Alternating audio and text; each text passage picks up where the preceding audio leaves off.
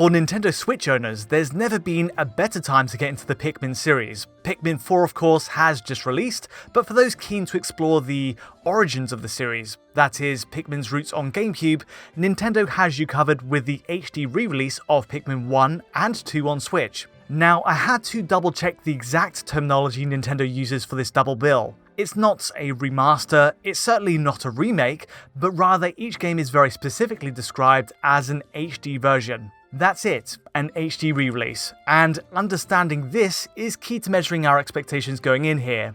This package of Pikmin games does more or less exactly what it says on the tin. You get both GameCube classics presented at a higher resolution with a few extra tweaks to sweeten the deal. So how does Pikmin 1 and 2 on Switch ultimately stack up to the 2001 and 2004 GameCube originals? And how does the frame rate performance hold up? Bearing in mind this appears to run partly through emulation on Switch. Let's find out. First of all, let's cast our minds back for a second. The technology behind rendering so many individual units on screen was of course made famous with the Super Mario 128 demo. Thanks and full credit to Adam Doré, who recorded this Space World 2000 footage. And really, seeing 128 Marios running around was a pretty great visual showcase of the Nintendo GameCube's processing power upgrade over the N64. It wasn't a fully formed game by any means, but the use of object physics, the ability to calculate more actions on screen, and the higher polygon count possible on then next-gen hardware, it was all amazing to see. In the end, the idea of so many characters being manipulated by the GameCube's analog sticks didn't find its way into any actual Mario branded game. Not explicitly, but the seed of this idea clearly translated well to an RTS style project. And sure enough, Miyamoto has since confirmed that those wanting to play this Mario 128 demo with all these units on screen had already essentially played it in the form of Pikmin 2.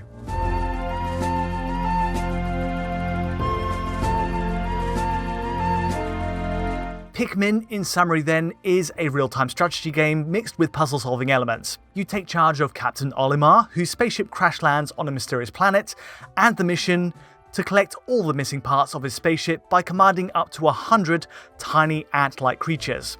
With this cursor, you direct a growing army towards resources, fruit, scrap salvage, or even larger insects. And dragging each object back to the base produces even more Pikmin via seeds, which in turn means you're able to attack and collect even bigger things. Essentially, the more Pikmin you have, the better.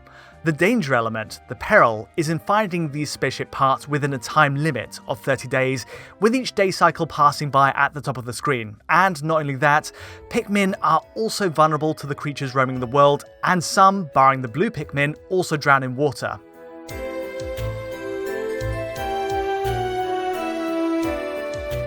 It's an addictive formula, and being a first-time player myself with this Switch release, I found there was a huge satisfaction in seeing a small smattering of Pikmin grow into a swarm. The gameplay has held up well, and you find quickly that delegation is key. And I'm glad to say Pikmin 2 and the original game are both very playable on Nintendo Switch, even if they are, to be quite blunt here, quite bare bones. So, how exactly have Pikmin 1 and 2 been translated to Switch? Curiously, based on findings from Oatmeal Dome on Twitter, it appears to use a similar hybrid emulation system to Mario Sunshine's re-release on Switch from the Mario 3D All-Stars package. It's the same technology at its core. Pikmin 1 and 2 run on an emulator called Hagi, Nintendo's own proprietary GameCube and Wii emulator, which emulates the GPU functions of the GameCube, while the CPU side is compiled to run natively on Switch. And it's an approach that, broadly speaking, works in delivering accurate results true to the GameCube originals, while also opening the game up to some embellishments. Kicking off with the comparisons then, the most obvious upgrade is the boost to a native 1920x1080 image on Switch. Both games get the full 1080p treatment while Switch is docked, presented in widescreen of course, which has a huge practical benefit to playability. Especially so, I will say, when using the farthest zoom mode. Pulling the camera right out for a top-down view like this, every Pikmin and each seed outside the onion ship stays absolutely crystal clear at range on Switch. It's a point that the original GameCube and of course the Wii versions struggled to present clearly by rendering at a native 480p.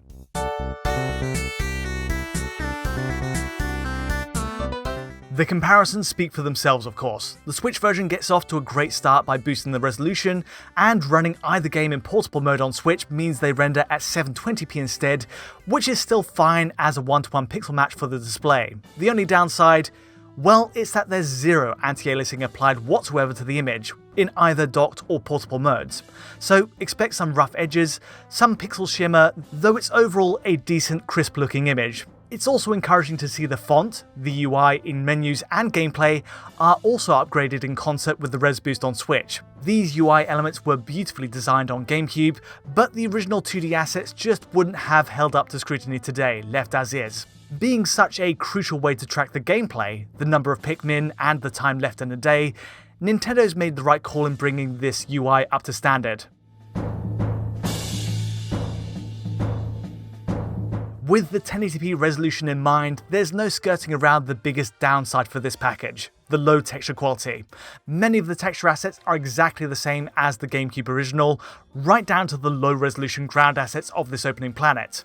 Character models for Captain Olimar and the Pikmin are simplistic admittedly, but they at least carry a certain charm even today.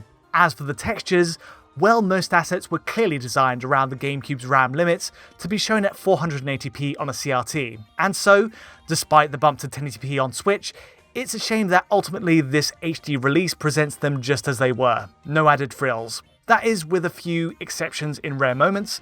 So for example, Olimar's spaceship sees some improvement on this Switch HD release, with high quality assets for rust on this outer shell. Swapping between the two, there's a very subtle touch up to these elements, and likewise, changing between the GameCube and Switch releases, the snow pile-up far below also sees a slight boost. For the most part though, most textures stay in place from 20 years ago.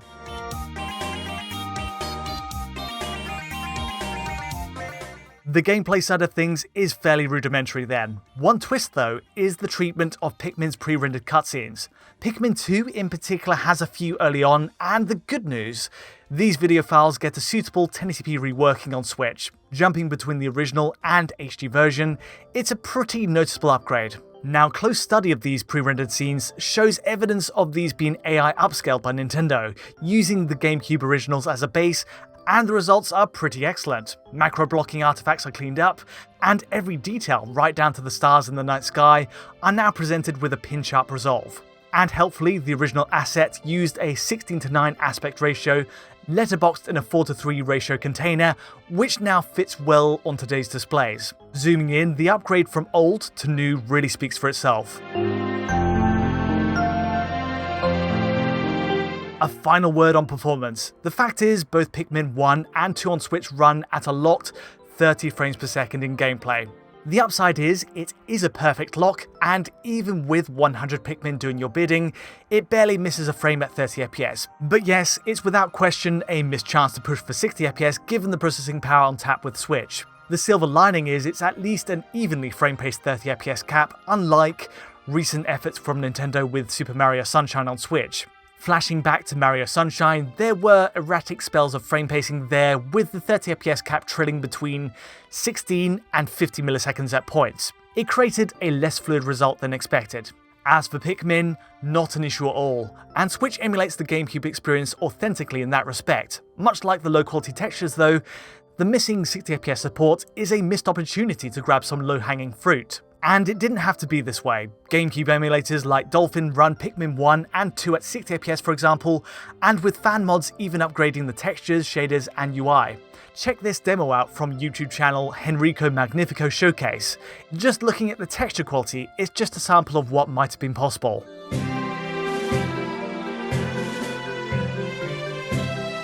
Taking a broad view of Pikmin 1 and 2 on Switch, there's no escaping the fact that both are rather basic ports. It's a straight translation of each GameCube classic running at 1080p at 30fps with AI upscaled cutscenes, a cleaner UI, but minimal improvements anywhere else. The saving grace is that the gameplay, especially in Pikmin 2, holds up well enough that they're both worth revisiting. In the end, the verdict here boils down to the value proposition Nintendo is making for both games, whether it's worth £40 or $50 for what it is. Because, in principle, seeing more GameCube classics like this make a return on Switch is absolutely fine. even if it's the bare minimum in terms of presentation. F-Zero GX, Mario Kart Double Dash, and dare I say it, Super Mario Bros. Melee would be amazing to have at our fingertips on Switch. It's just a matter of the cost. There's also a case to be made that really, Pikmin 1 and 2 should have seen much bigger upgrades, running at 60 frames per second at least, given the amount of extra effort it would have taken to get there. As it stands though, you get the authentic 30fps experience with GameCube era textures. Thankfully, the games are still enjoyable despite the passing of 20 years since they were first released. And ultimately, it's great to have an easy way to catch up on two underappreciated Nintendo classics. But for today, that's all for now. If you did enjoy this video, feel free to like or subscribe, and don't forget to hit that bell for instant notifications as any new video lands. To get a high quality version of this video, check out our Patreon at digitalfoundry.net, and to get in touch directly, just use Twitter. But from me for now, thanks for watching.